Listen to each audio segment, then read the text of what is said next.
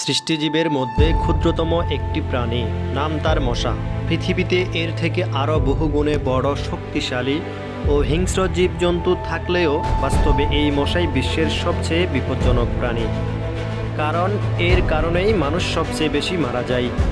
American mosquito control অ্যাসোসিয়েশনের পরিসংখ্যান বলছে, প্রতি বছর সারা বিশ্বে গড়ে প্রায় 10 লক্ষ মানুষ মারা যায় মশাবাহিত বিভিন্ন রোগে আক্রান্ত হয়ে। এর মধ্যে শুধু ম্যালেরিয়াতে আক্রান্ত হয়ে মৃত্যুবরণ করে বছরে প্রায় 6 লক্ষ লোক।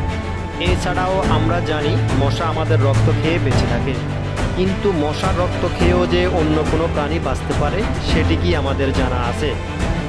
আবার সব মশাই কিন্তু আমাদের শরীর থেকে রক্ত শোষণ করে না। রক্ত শোষণ করে কেবল স্ত্রী মশা।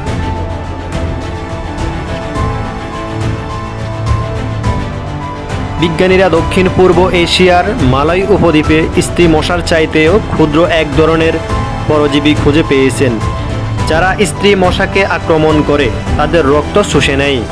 আর আশ্চর্যজনক হলেও সত্য, মশা সম্পর্কিত বিস্ময়কর কিছু তথ্য পবিত্র কোরআনে তুলে ধরা হয়েছে আজ থেকে প্রায় ১৫০০ বছর আগে। সূরা বাকারার ২৬ নম্বর আয়াতে বলা হয়েছে, আল্লাহ কোনো বিষয়কে স্পষ্ট করার জন্য মশা বা তদর দ্বারা উপমা দিতে লজ্জাবোধ করেন না।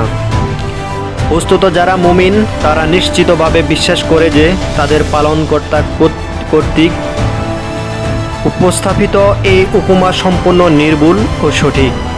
আর যারা কাফের তারা বলে এরূপ উপমা উপস্থাপনে আল্লাহর উদ্দেশ্যই বা কী ছিল। এই দ্বারা আল্লাহ তাআলা অনেককে বিপদগামী করেন, আবার অনেককে সঠিক পথ প্রদর্শন করেন। তিনি অনুরূপ উপমা দ্বারা অসৎ ব্যক্তিবর্গ ছাড়া অন্য কাউকে বিপদগামী করেন না।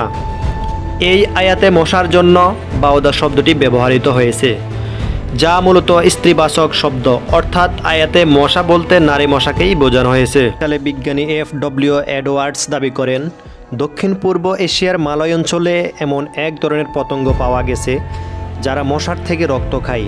তিনি এই প্রাণীটির নাম দিয়েছেন কুলিকুইডস অ্যানোফিলিস। দর্শক, আয়াতে বলা হয়েছে মশার মতো ক্ষুদ্র সৃষ্টির মধ্যেও মানুষের জন্য আল্লাহর নিদর্শন রয়েছে। কি সেই নিদর্শন? আসুন একটু খুঁজে দেখি। আকার আকৃতিতে ক্ষুদ্র হলেও মশার ভিতরে এমন কিছু রয়েছে যা সত্যি সচেতন, যে কাউকে ভাবনায় ফেলে দেবে। এর মধ্যে উল্লেখযোগ্য কয়েকটি বিষয় হলো, প্রায় 40 কোটি বছর ধরে মশা পৃথিবীতে টিকে আছে। বিজ্ঞানীরা বলছেন ডাইনোসরের বহু আগ থেকে তারা পৃথিবীতে অবস্থান করছে। বিশ্বজুড়ে প্রায় ৩৫০০ থেকে ৩৬০০ প্রজাতির মশা রয়েছে। মশার এক জোড়া যৌগিক চোখের প্রতিটিতে প্রায় শত শত ছোট লেন্স থাকে। মশার নাকের ৬টি পৃথক চুড়ি রয়েছে, যাদেরকে আমরা হুল বলি। এদের প্রত্যেকটি হুলের কাজও আলাদা, যেমন কিছু চামড়া কেটে ফেলে, কিছু রক্ত চুষে নেয়, কিছু এনজাইম ছাড়ে ইত্যাদি।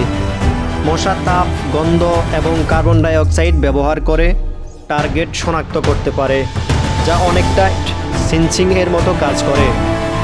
তাই প্রায় 18 ফুট দূর থেকেও তারা টার্গেট ঠিক করতে পারে। মশা যখন আমাদেরকে কামড় দেয় তখন সেলগা নামের এক ধরনের রাসায়নিক ব্যবহার করে, যা অনেকটা অ্যানথেসিয়ার কাজ করে, যাতে আমরা ব্যথা টের না পাই আর রক্ত জমাট না বাঁধে। সব গ্রুপের রক্ত কিন্তু মশারা সমানভাবে পছন্দ করে না। গবেষণায় প্রমাণিত, মশারাও গ্রুপ রক্তধারীদের বেশি কামড়ায়, বিশেষ করে ও পজিটিভ। মশা সেকেন্ডে প্রায় 500 বার তাদের ফাঁকা নাড়ায়। মানুষের মৃত্যুর জন্য সবচেয়ে দায়ী প্রাণী মশা। মশা সরাসরি কাউকে মেরে না ফেললেও এমন ভয়ঙ্কর রোগ ছড়ায় যেগুলো প্রতি বছর লাখ লাখ মানুষকে মৃত্যুর দিকে ঠেলে দেয়। সবচেয়ে বিপজ্জনক রোগ হলো ম্যালেরিয়া, ডেঙ্গু, জ্বর, Zika virus, chikungunya, West Nile virus, filaria, yellow fever ইত্যাদি। দর্শক, এবার আসুন সাইলেন্ট কিলার বা নীরব ঘাতক নামে পরিচিত মশা আসলে কতটা কিলার তার একটা তথ্য জেনে আসি। ধারণা করা হয় প্রতি বছর প্রায় 50 থেকে 250 জন ব্যক্তির মৃত্যু হয় বাঘ আর সিংহের আক্রমণে। হাতির কারণে মারা যায় প্রতি বছর গড়ে প্রায় 500 জন। কুকুরের কামড়ে মারা যায় প্রায় 25,000 মানুষ। বিষাক্ত সাপের দংশনে মৃত্যুবরণ করেছেন প্রায় 500। মানুষের কারণে অর্থাৎ যুদ্ধ বা অপরাধের মতো বিভিন্ন হত্যাকাণ্ডের শিকার হয়ে মানুষ মারা যায় প্রায় 4 লক্ষ থেকে 5 লক্ষ। আর মশার মোড়ে রোগ আক্রান্ত হয়ে মারা যায় বছরে প্রায় 10 লক্ষ মানুষ। এক সময় কেউ কেউ প্রশ্ন করত, মহাগ্রন্থ আল কোরআনের মতো এত বড় আসমানি কিতাবে মশার মতো এত ক্ষুদ্র বস্তুর উপমা কেন দেওয়া হয়েছে? এটা যদি সত্যিই আল্লাহর কালাম হতো তবে এতে এমন তুচ্ছ জিনিসের উল্লেখ থাকতো না। দর্শক, মশা তুচ্ছ বা ক্ষুদ্র হলেও কতটা বিচিত্র আর ভয়ঙ্কর বুঝে গেছেন নিশ্চয়ই। সেজন্যই মুফাসসিরগণ তাফসিরের কিতাবে লিখেছেন, সূরা বাকারার এই 26 নম্বর আয়াতের মাধ্যমে 7টি বিষয়ের প্রতি বিশেষ গুরুত্ব দেয়া হয়েছে বলে আখ্যা করেছেন। 1. মশা সৃষ্টির মধ্যেও মানুষের জন্য আল্লাহর নিদর্শন রয়েছে। 2. মশার চেয়েও ক্ষুদ্র সৃষ্টি রয়েছে। 3. বিশ্বাসীরাই কোরআনে বর্ণিত সমূহে সত্য ও সঠিক হিসেবে বিশ্বাস স্থাপন করে। 4. অবিশ্বাসীরা কোনো কিছুতেই আল্লাহর নিদর্শন বুঝতে পারে না। 5. এই রকম নিদর্শনও মানুষের জন্য সঠিক পথের দিশা হতে পারে। 6. আবার অনেককে বিপদগামী করতে পারে। 7. অসৎ ব্যক্তিদের আল্লাহ কখনো সঠিক পথে নেন না।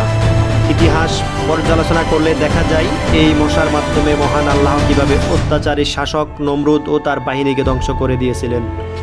বর্তমানেও আমাদের পাপাচারের কারণে হয়তোবা আল্লাহ তাআলা মশার মাধ্যমে আমাদেরকে শাস্তি দিচ্ছেন। ফলে দিন দিন ডেঙ্গুর মতো রোগ মহামারীর আকার ধারণ করেছে। আমাদের উচিত মহান স্রষ্টার দরবারে প্রার্থনা করা, যাতে মশা সহ সকল প্রাণীর অনিষ্ট থেকে আমরা নিরাপদে থাকি। হ্যাঁ দর্শক, আজ এই পর্যন্ত। আসসালামু আলাইকুম।